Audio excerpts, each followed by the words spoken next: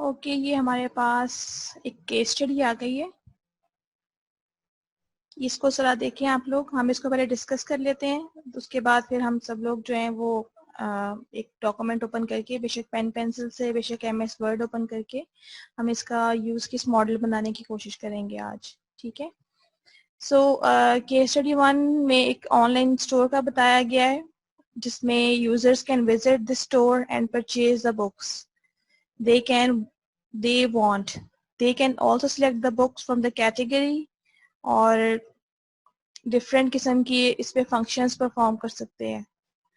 अब वो फंक्शंस क्या हैं कि हमने अब यहाँ पे देखना है कि व्हाट इज बीइंग डन। हमने, हमारा पर्पस क्या है कि हमने आइडेंटिफाई करना है कि इस पूरे के पूरे सिनेरियो में यूज केसेस कौन कौन से बन सकते हैं। अब यूज केसेस क्या होते हैं? वो फंक्शनैलिटी जो सिस्टम ने परफॉर्म करनी है, और सिस्टम क्या काम परफॉर्म करता है जो यूजर से करने को कहता है। इसका मतलब ये है कि अब हमने इस एंगल से देखना है कि यूजर क्या काम परफॉर्म कर सकता है बाय यूजिंग द सिस्टम। ठीक है। तो user can make online payments according to the bill of that book. User can also purchase multiple books and add it to its bill. Once the user has selected all the books, he is given a bill. After filling the necessary information of the user, he can provide the credit card payment details to complete the purchase order. Sometimes user want to change the book item that he selected ordered placement. Only registered user can place orders. अब ये कुछ अच्छा, इसमें हमारे पास restrictions भी वो बता रहा है कि कौन सा काम जो है वो किस टाइप के यूजर्स ही कर सकते हैं। तो वो हमें और क्लियर आइडिया देगी ये वाली चीजें कि हमें सिस्टम की फंक्शनैलिटी को किस किस तरीके से और इवॉल्व भी करना है और ऐड भी करना है। Then system also maintain users history of orders that he places and the interest that he has regarding the book types. अब सिस्टम को एक और काम भी करना है। क्या करना है कि ऑर्डर की हिस्ट्री भी मेंटेन करनी है कि यूजर ने कितने ऑर्डर दे दिए हैं, और ये भी चेक करना है कि यूजर का इंटरेस्ट क्या है और वो किस टाइप की बुक्स उसने प्रीवियसली ऑर्डर की हैं। In such a way, user can anytime view that how many and which type of books he has so far ordered. अब यूजर भी ये चेक कर सकता है कि मैंने ओवरऑल कितने बुक्स जो हैं वो ऑर्डर की हैं। And system also suggest different types of books that are related to users interest. ठीक है। अब ये आ गया हमारे पास कंप्लीट सिनेरियो जिसके लिए हमने यूज केस बनाना है, मॉडल बनाना है। ठीक है। सो लेट्स अज्यूम कि हमें ये सॉफ्टवेयर बनाना है। अब यूज केस मॉडल एक ऐसी डायग्राम है जो ये बताएगी कि आपने इस सिस्टम जो आप बनाने जा रहे हैं इसमें क्या क्या फंक्शंस और फीचर्स डालने हैं। अब ये समझे कि आपको, आपके कस्टमर ने आपको ये तमाम इंफॉर्मेशन दे दी है यहाँ पे जो गिवन है। ठीक है। अब आपको ये करना है कि इस इंफॉर्मेशन को यूज करते हुए यूज केस मॉडल बनाना है। अब इसके बारे में देखें। ऐसे करें, आप MS वर्ड ओपन कर लें फॉर इजीनेस और यूज केस मॉडल बनाना स्टार्ट करें। अच्छा, फॉर स्टार्टर मैं थोड़ा सा आपको ये बता देती हूँ कि इंसर्ट में जाके, शेप्स में जाके एक ओवल सिंबल ले लें। ठीक है। और इसको यहाँ पे ऐसे ड्रॉ कर दें। इसके अंदर आप ऐड टेक्स्ट की ऑप्शन डालें। इस पे यूज केस का आइडेंटिफिकेशन लिखें, UC1 फॉर एग्जांपल। कोई भी इसको नंबरिंग दे दें, कोई आइडेंटिफायर दे दें। Let's say add books. ठीक है। ये आपका इस तरह से एक यूज केस हो जाएगा। अब जो एक्टर है उसके लिए हम जो सिंबल यूज करते हैं वो होता है एक जो स्पेशल हमने सिंबल डिफाइन किया हुआ, उसको यूज करना है। या आप MS वर्ड में ही ये सिंबल बना लें, या दूसरी ऑप्शन ये है कि आप हमारे पास एक और टूल है ऑनलाइन अवेलेबल है, अगर आप उस पर अभी रजिस्टर हो जाए, लॉग इन हो जाए, दैट इज लूसिड चार्ट। अब लूसिड चार्ट को आप गूगल करें, आपके पास एक लिंक आ जाएगा। इस लिंक को यूज करते हुए आप वह फ्री रजिस्ट्रेशन है और रजिस्टर होके आप जो है वो इस टूल को यूज करते हुए भी बना सकते हैं यूज केस मॉडल, ठीक है। और आपके पास अब मैं आपको 10 मिनट्स दे रही हूँ उसको देखने के और इसका मॉडल बनाने के। आप सब लोग अब स्टार्ट कर दें। कितने यूज केस आइडेंटिफाई किए हैं, कौन बताएगा?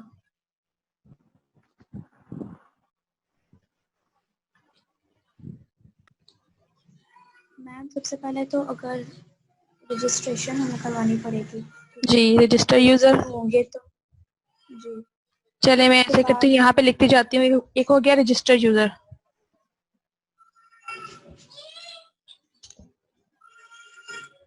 और मैम मल्टीपल बुक्स हम लोग ऐड कर सकते हैं, उनकी जो है व्यू लिस्ट हम देख सकते हैं कि हमने कितनी जो है बुक्स ऐड की हैं। ऐड बुक्स और क्या कर सकते हैं?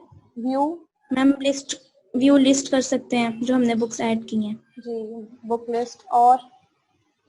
और सिस्टम की तरफ से जो है हमारे पास बुक्स की डिफरेंट सजेशंस हैं वो आ सकती हैं हमारे पास। सजेशंस, ठीक है। और उसके बाद क्रेडिट कार्ड डिटेल्स हमारी जो है वो सिस्टम एक्सेस कर सकता है। पेमेंट जी, पेमेंट हो इसके अलावा हिस्ट्री डिटेल्स, ठीक है। और हिस्ट्री ऑफ ऑर्डर्स भी हो सकते हैं। ठीक है, history of orders, view order history, जी। ठीक है। और कोई और भी बताए प्लीज, सब लोग कंट्रीब्यूट करें कुछ ना कुछ, ताकि आपके अपने जो आपने लिखे हुए हैं वो वेरीफाई भी होते हैं साथ साथ। नॉन बुक टाइटल भी हो सकता है। बुक टाइटल क्या है? बुक टाइटल आपका व्यू कर सकते हैं ना आप। तो जब हम यहाँ पे ऐड बुक्स कर रहे हैं या व्यू बुक लिस्ट कर रहे हैं, उसके अंदर बुक लिस्ट के अंदर एक्सक्यूज मी, बुक लिस्ट के अंदर आपके पास बुक टाइटल भी आ जाएगा, ऑथर का नाम भी आ जाएगा, मल्टीपल चीजें आ जाएंगी। तो अगर आप बात करते हैं ना कि view book title, it is not the right use case. उसकी रीजन ये है कि book title is only the data, ये आपको कोई फंक्शनैलिटी नहीं है जो आप काम कर रहे हैं, ठीक है। User can visit and purchase books. Purchase book की किसी ने बात नहीं की अभी, ठीक है। मैम जब हम ऐड बुक्स करेंगे तो वो परचेज में नहीं आ जाएगा हमारे पास, जब हम लिस्ट में अपनी बुक्स ऐड करेंगे। बुक ऐड करने के बाद आप उसको हो सकता है परचेज ना करें, हो सकता है आप उस लिस्ट को मेंटेन करना चाहें अपने पास।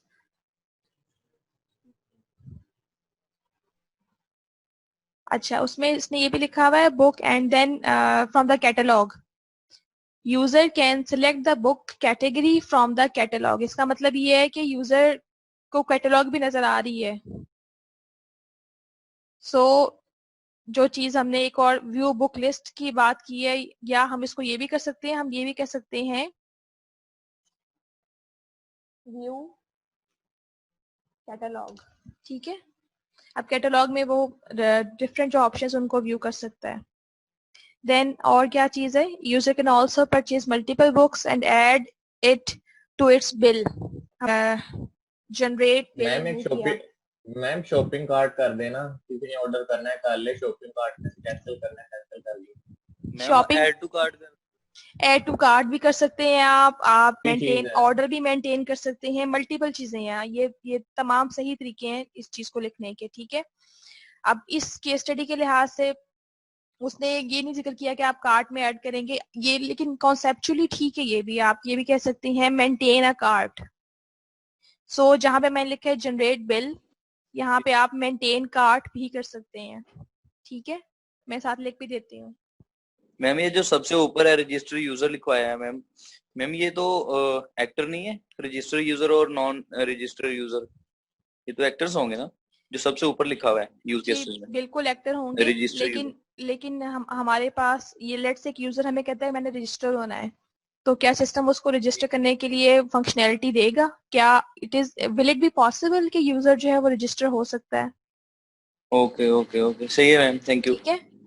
अच्छा, उसके बाद ऑलरेडी अगर जी वो ऑलरेडी रजिस्टर्ड है तो उसको लॉगिन का भी फंक्शनलिटी हाँ दी जी जाएगी। जी, इसको फिर लॉगिन की फंक्शनलिटी फिर दी जाएगी, क्योंकि हम ये सब कुछ अभी डायरेक्ट वे में कर रहे हैं कि लेट्स अज्यूम कि यूजर इज रजिस्टर्ड, तो वो क्या क्या काम कर सकता है। जी जी ठीक है, जी, जो सिनेरियो जो सक्सेस सिनेरियो हम उसकी बात कर रहे हैं। ठीक है, अच्छा, और हमारे पास given user can make payments. Ma'am इसके अलावा ये जो लिखा हुआ है system also suggest different types of books, तो ये हमारा किस में आएगा? ये भी व्यू बुक सजेशंस हमने यहाँ पे लिखा है ना, व्यू जी सजेशंस, जी यानी सिस्टम ने ठीक सजेशंस ठीक देनी है, और बल्कि एक और चीज भी आएगी, जनरेट सजेशंस भी आएगी, क्योंकि सिस्टम में जनरेट करनी है और हमारे पास फंक्शनलिटी है कि हमने व्यू करनी है, तो जनरेट होगी तो हम व्यू करेंगे ना, जी जी तो हम जनरेट भी हाँ लिखेंगे, ये यही लिखा हुआ सिस्टम आल्सो सजेस्ट। हाँ जी मैम जनरेट। रिटर्न बुक्स का भी करें, रिटर्न बुक्स काटने से तो नहीं हो सकती। अच्छा जी, हम अब रिटर्न बुक्स भी कर लेते हैं। मैम इसमें सिक्योरिटी भी आएगी? सिस्टम की सिक्योरिटी होनी जरूरी है, लेकिन वो सिस्टम की मेन फंक्शनैलिटी नहीं है। System has to be secure, but overall system is offering okay us to buy the books and to just go into the library and have books. अब लाइब्रेरी के बाहर है। अगर एक वो सिक्योरिटी गार्ड होता है, वो होता तो है, लेकिन वो सिस्टम की उस लाइब्रेरी की फंक्शनैलिटी नहीं है, वो उसको सिक्योरली रन करने की फंक्शनैलिटी है। ठीक है, जी सर, मैम वो वैसे भी फिजिकली चीजों को सिक्योर कर सकता है जो गार्ड है। हाँ जी, लेकिन अगर हम ऑनलाइन सिस्टम की बात भी कर रहे हैं, तो ऑनलाइन सिस्टम में सिक्योरिटी वाला एलिमेंट तो होगा, क्योंकि आप यूजर से डाटा ले रहे हैं, लेकिन वो आपका सिस्टम का मेन यूज केस नहीं बनता। सिस्टम की जो मेन फंक्शनैलिटी, सिस्टम ने जो मेन काम परफॉर्म करने हैं, उसमें जो है वो ये जो हमने यहाँ पे कुछ आइडेंटिफाई किए हैं, ये सब चीजें आ जाएंगी। जी जी ठीक है, मैम अब कस्टमर हिस्ट्री ठीक। नहीं आपने ऐड किया, अगर कस्टमर की इंफॉर्मेशन निकालनी हो तो। जी हम ये भी ऐड कर लेते हैं। मैम इसके बाद ऑथर और राइटर का नेम भी मेरा ख्याल आ सकता है। वो बुक लिस्ट के अंदर आ देखिए, जाएगा। ऑथर और राइटर का नेम जो है, बेसिकली बुक का जो डेटा है ना, आप जब बुक ऐड कर रहे हैं आपके सिस्टम में, डिफरेंट बुक्स के रिकॉर्ड ऐड हो रहे हैं। जब हमने कहा ना ऐड बुक्स, तो बैड ऐड बुक्स में लेट्स लें, तो मैं थोड़ा क्लैरिफाई कर दूं, ऐड बुक रिकॉर्ड हम कर लेते हैं। ठीक है, ठीक है। हमने लिख दिया इसको ऐड बुक रिकॉर्ड। अब इसमें कस्टमर का, इसमें जो बुक का नेम भी आ जाएगा, ऑथर का नेम भी आ जाएगा, उसके पब्लिकेशन डेट भी आ जाएगी, इसमें मल्टीपल चीजें आ जाएंगी। ठीक है, लेकिन add book title it is not the use case, या add author it is not the use case, because this all of these things are part of the book record, और ये हम इसको as a book record main चीज show कर रहे हैं। ठीक है, मैम बुक रिकॉर्ड हम लोग कैसे मतलब ऐड कर सकते हैं? हमने तो मल्टीपल बुक्स ऐड करने के, फिर वो हमने मल्टीपल रिकॉर्ड्स उसके ऐड करेंगे। वो हम ऐड नहीं करेंगे, वो जो एडमिन होगा वो ऐड करेगा। अभी हमने ये डिसाइड नहीं किया कि किसने क्या काम करना है। वो हम जब प्राइमरी एक्टर की तरफ आएंगे, उसने कुछ काम एडमिन कर रहा होगा, जैसे बुक रिकॉर्ड जो है वो लेट्स हम यहाँ लिख लेते हैं, वो एडमिन ने ऐड जी करना है। मैम रजिस्टर स्टॉक ने नहीं लिखा रजिस्टर, हुआ किस जगह, स्टॉक किस जगह होगा अगर कोई बुक खत्म हो गई है तो? स्टॉक किस जगह होगा, हम इसकी पूरी फंक्शनैलिटी नहीं बता रहे कि किस तरह से काम कर रहा है, हम ये बता रहे हैं इसके क्या क्या फंक्शंस हैं। यूज केस मॉडल का पर्पस क्या होता है? To tell what are the functionalities of you the system which we are going to develop. उसकी मैम फंक्शनैलिटी ये फंक्शनैलिटी में। उसकी जी जी। फंक्शनैलिटी ये नहीं होती है कि हम इसको स्टार्ट कब करेंगे और स्टॉप कब करेंगे। उसके लिए हम जो है वो एक सीक्वेंस डायग्राम बनाते हैं, तो उसके अंदर ये ऑप्शन आती है स्टार्ट और स्टॉप की। ठीक है, ठीक है मैम। अच्छा, अभी एक दफा हम देख लेते हैं, हमें कोई चीज अगर लेट्स हमने मिस कर भी दी है, तो हम फॉर द टाइम बिंग इसको यहाँ पे स्टॉप करके इसको कंप्लीट करते हैं। अच्छा, रजिस्टर यूजर कौन करेगा? जो यूजर है, जो लेट्स से मे बी अभी अनरजिस्टर्ड है, that user will want to use this functionality. ठीक है, एड बुक एडमिन कर सकता है। व्यू बुक जो है वो कौन करेगा? यूजर। अब जो व्यू सजेशंस है उसके अंदर आ जाएगा यूजर। ठीक है, यहाँ पे हमने लिख दिया एड पेमेंट डिटेल्स, ये भी आ जाएगा registered user. View order history, registered user. ठीक है, उसके मैम बाद अगर पेमेंट मैम अगर पेमेंट डिटेल जो उसने ऐड की हैं या वो कार्ड डिक्लाइन हुआ तो वो किस कैटेगरी में फॉल करेगा, वहां पे तो नहीं फॉल करेगा? हाँ जी, अगर कार्ड डिक्लाइन हुआ है या जो उसने पेमेंट डिटेल ऐड की है वो सही नहीं है तो ये इंफॉर्मेशन जो है हम यूज किस मॉडल में शो नहीं कर सकते। हम यूज किस मॉडल में सक्सेस सिनेरियो ही शो करते हैं कि everything is fine, everything is running according to the plan which we had. तो उसके लिए जो आपने बात की है कि अगर पेमेंट डिटेल गलत हुई तो उसके लिए हम जो डायग्राम यूज करते हैं ये इन्फॉर्मेशन शो करने के लिए वो होती है सीक्वेंस डायग्राम या इंटरेक्शन डायग्राम। उसमें हम मल्टीपल सिनेरियो शो करते हैं कि अगर ये हो जाए तो क्या होगा, अगर ये हो जाए तो क्या होगा। ठीक वो है, हमारे तो इसमें सिलेबस में मैम है हम मैम। जो सिनेरियो गिवन सिर्फ है, फंक्शनैलिटी, सिर्फ जो काम, फंक्शनैलिटी। जो फंक्शनैलिटीज परफॉर्म होनी ओके है, हो गया मैम। जी, जी जो फंक्शनैलिटीज परफॉर्म होनी है उन पे करते हैं ना सारा। जी, बस हम और उनको मैम आइडेंटिफाई करते हैं। बैंक कनेक्टर नहीं आ सकता मैम, जहाँ से हमने बैंक डिटेल्स और वो सारा कार्ड और वो करनी है चीजें बिल पेमेंट्स के रिलेटेड। देखिए अभी आप नोट करें इस टेबल में ऊपर सबसे ऊपर क्या लिखा हुआ है, प्राइमरी एक्टर, यानी मेन प्राइमरी एक्टर। जो प्राइमरी एक्टर क्या है, वो एक्टर वो यूजर जिसने डायरेक्टली इस फंक्शनैलिटी को यूज करना है। तो जो पेमेंट डिटेल है वो जो जी जी जिस जी पर्सन का कार्ड होता है वो ऐड करता है ना। उसके बाद की बात आती है कि उसको जी पेमेंट सही। को वेरीफाई किसी गेटवे ने करना है। वो बैंक वेरीफाई नहीं करता, कोई गेटवे वेरीफाई करता है। कोई क्रेडिट कार्ड कंपनीज के गेटवेज होते हैं, जी मास्टर मैम, कार्ड हो स्ट्राइप गया या वगैरह। वीजा हो गया ओके और डिफरेंट जो होते हैं। तो वो उन कंपनीज ने उन्होंने वेरीफाई करना होता है। उस सूरत हाल में वो हमारे प्राइमरी एक्टर नहीं होंगे, वो हमारे सेकेंडरी एक्टर्स होंगे। ठीक है, ओके मैम, थैंक यू। अच्छा उसके मैम बाद ट्रांसैक्शन या मैम ऑर्डर को ट्रैक करना, ये भी नहीं ऐड किसी जगह। ये हमने कहा है इसमें गिवन है कि ऑर्डर ट्रैक हो सकता है।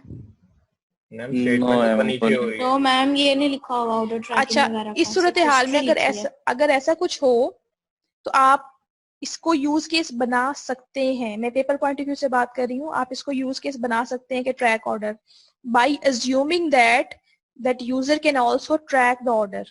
ठीक है, तो आप जैसे पेपर में लिखा होता है ना, मेक नेसेसरी assumptions और देन ड्रॉ द डायग्राम, उसमें आप एज्यूम कर सकते हैं कि जी user also has the facility to track the order. फिर आप ट्रैक ऑर्डर का यूज केस बना सकते हैं यहाँ पे। लेकिन since it is not given तो आपसे पूछा नहीं जाएगा कि आपके मार्क्स नहीं काटे जाएंगे कि आपने ये क्यों नहीं लिखा। ठीक है, अब मैम हमें डेटाबेस में कहते थे कि आपने ज़हन भी इस्तेमाल करना है अगर किसी जगह नहीं लॉजिक बन रही तो। ज़हन तो इस्तेमाल करके हम चीजें डाल रहे हैं ना, कुछ चीजें हमें डायरेक्ट वे में नहीं बताई गई हैं। अब देखें जी कुछ जी सिस्टम्स में ट्रैक ऑर्डर की इंफॉर्मेशन होती नहीं है, यानी सही है उसमें ये फंक्शनैलिटी होती नहीं है।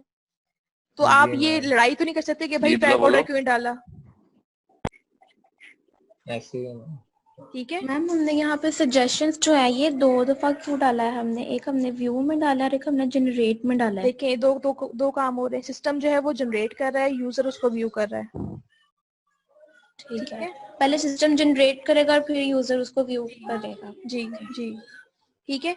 अब जनरेट बिल आ गया, इसको कौन कर सकता है, इसको नॉर्मल यूजर कर सकता है। अगर वो कर सकता है हम वो भी लिख लेंगे और साथ रजिस्टर यूजर भी लिख लेंगे। ठीक है, मैम सिस्टम ही करेगा जनरेट बिल तो। हाँ जी, सिस्टम करेगा और जनरेट सजेशंस भी सिस्टम करेगा। रिटर्न बुक्स कौन करेगा, यूजर। यूजर ही करेगा मैम। अच्छा, और कोई फंक्शनैलिटी माइंड में आ रही है? नहीं तो आप, अच्छा उसके बाद आई थी कम्प्लेक्सिटी। इसमें हमारे पास जितने भी यूज केसेस हैं उनकी कम्प्लेक्सिटी जो है वो मोस्टली की जो है वो मीडियम है और हाई किसी की कम्प्लेक्सिटी नहीं है। अब ये किस तरह से आइडेंटिफाई करते हैं, आपके किसी यूज केस को अगर कंप्लीट लेट से रजिस्टर यूज करने के लिए आपको फॉर एग्जांपल अगर हम कहें जी 15-20 steps, step 1, step 2, step 3, step 4, 10 से ज्यादा स्टेप्स इन्वॉल्व हो रहे हैं तो हम कहेंगे इसकी कम्प्लेक्सिटी हाई है। लेकिन ऐसा नहीं होता, हम सिंपल एक फॉर्म होता है उसको फिल करते हैं और सेकेंड स्टेप में आप जो है वो कंफर्मेशन करके आप कहते हैं यूजर हैज बीन रजिस्टर्ड। तो it's not complex use case. ठीक है, इसकी जो कम्प्लेक्सिटी है वो या लो हो सकती है या मीडियम हो सकती है या हाई। तो इस सूरत हाल में से कम्प्लेक्सिटी हम कह रहे हैं इट इज लो। मैम इसको हाई करना चाहिए ना, क्योंकि हर एक यूजर रियल नहीं हो सकता, कुछ बोट्स भी हो सकते हैं। आप अभी नेक्स्ट चीज की तरफ आ रहे हैं, उसके बाद है हमारी प्रायोरिटी। अब ये प्रायोरिटी हमें बताएगी कि what is the top priority, यानी हमारी ऐसी कौन सी फंक्शनैलिटी जो सबसे पहले हमें लाजमन कंप्लीट करनी है, ये आप उसकी बात कर रहे हैं। ठीक है, कम्प्लेक्सिटी क्या है कि how many number of instructions are being made to complete the given functionality, यानी यूजर रजिस्टर करने के लिए आप कितने स्टेप्स इन्वॉल्व हो रहे हैं फिर जाके आपको यूजर रजिस्टर हो रहा है।